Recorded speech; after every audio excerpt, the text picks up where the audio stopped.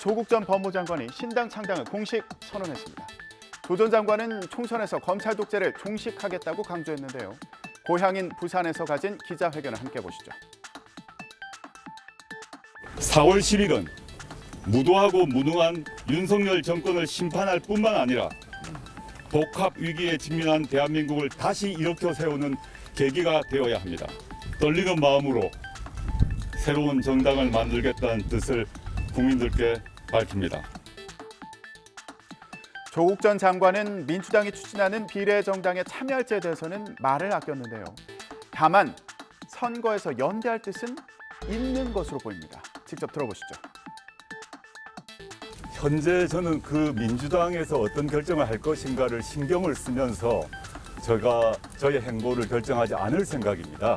저는 민주당보다 더 진보적인 정당, 민주당보다 더 빨리 행동하는 정당, 민주당보다 더 강하게 싸우는 정당을 만들고자 합니다. 그런 과정에서 당연히 민주당과 협력할 것입니다. 전 지역구에서 1대1 구도를 만들어야 한다고 생각합니다. 민주당은 선을 그었습니다. 조국 신당이 불필요한 논란과 갈등, 집요한 공격만 양산할 거라면서 연대 가능성을 일축했는데요. 그러면서 조 전 장관에게 민주당과 진보 개혁 세력의 승리를 위해 자중해달라고 요청했습니다. 조국 신당이 창당되더라도 이 선거 연합의 대상으로 고려하기는 어렵다는 점을 분명히 밝혔습니다. 하지만 당내에서는 조국 전 장관을 향해서 어떤 모양으로 같이 할지는 모르겠지만 정권 심판의 큰 바다에서 함께 만날 수 있으리라 기대한다. 따로 또 같이 이런 반응도 나와서요. 연대 가능성을 열어둔 거 아니냐 이런 해석도 나오고 있습니다. 국민의힘 한동훈 비대위원장은 조국 전 장관이 나서는 건 결국 민주당이 준연동형 비례대표제를 유지하기로 했기 때문이라면서 비판했습니다. 들어보시죠. 절대로 국회의원이 될 수 없는 조국 씨 같은 사람이 국회의원이 될 수 있는 마법 같은 제도예요. 이 마법을 누가 부린 겁니까? 이재명 대표와 민주당이 부린 거예요. 조국 신당이 비례대표를 한 석이라도 얻으려면 총선에서 최소 득표율인 3%를 넘겨야 합니다.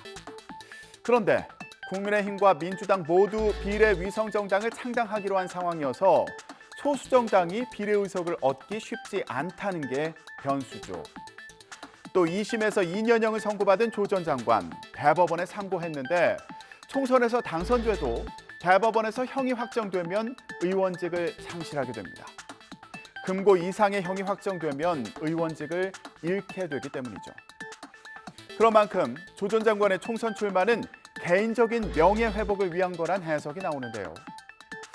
총선에서 문재인 정부 심판론이 다시 부상할 가능성을 두고 민주당은 경계하는 반면 국민의힘은 비판하면서도 내심 반기는 분위기로 읽힙니다.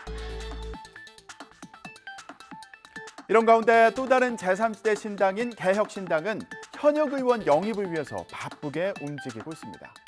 바로 국고 보조금 때문입니다.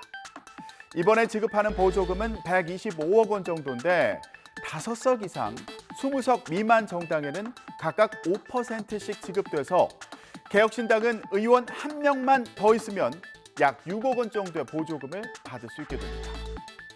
하지만 현역 의원이 4명인 현 상태에서 받는 보조금은 1억 원에 못 미치는 것으로 알려졌습니다.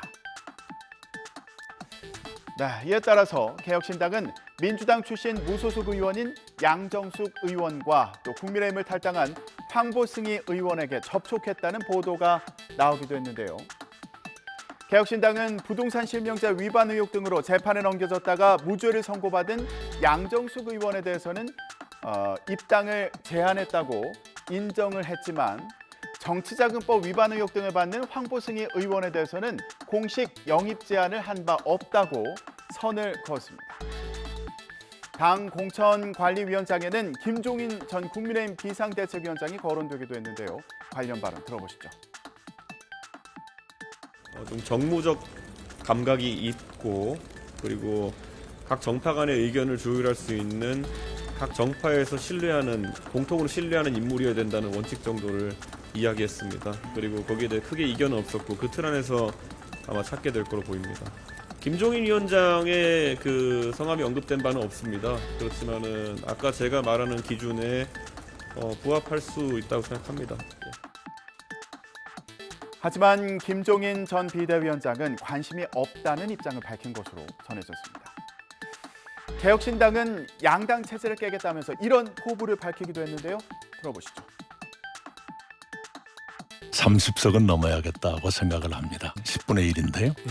예, 그래야 양당의 횡포를 막을 수 있을 거예요. 네, 양당 어디도 함부로 못하게 하겠다. 이것이 최소한의 목표입니다. 그런데 개혁신당이라는 빅텐트 아래 보인 제3지대가 공통의 철학과 비전을 보여줄 것이냐는 여전한 과제인데요. 국민의힘 한동훈 비대위원장은 이런 개혁신당을 향해서 위장 결혼을 한 거라면서 비판했습니다.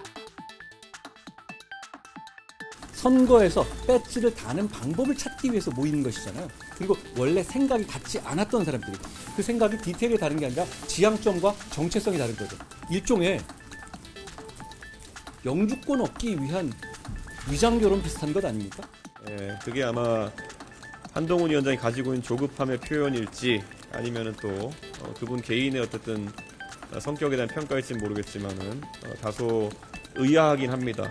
예, 지금까지는 보통 어떤 정파나 정당이 새로운 행보를 할 때는 말로나마 응원을 해주는 것이 이 정치권에서의 예의가 아닐까 이렇게 생각합니다. 저는 한동훈 위원장이 어떻게든 잘 되길 바랍니다. 이준석 대표는 또 우리는 국공합작이고 개 머리 위에 씌워진 양의 머리를 벗겨내는 선명한 야당이 되겠다고 강조했고요. 그러면서 명품백 의혹에 대해서도 다시 한번 평가해보라며 한동훈 위원장을 향해 공세를 폈는데요. 앞으로 개혁신당이 공약과 공천을 통해서 어떤 정체성을 보여줄지 주목됩니다. 지금까지 전국 브리핑이었습니다.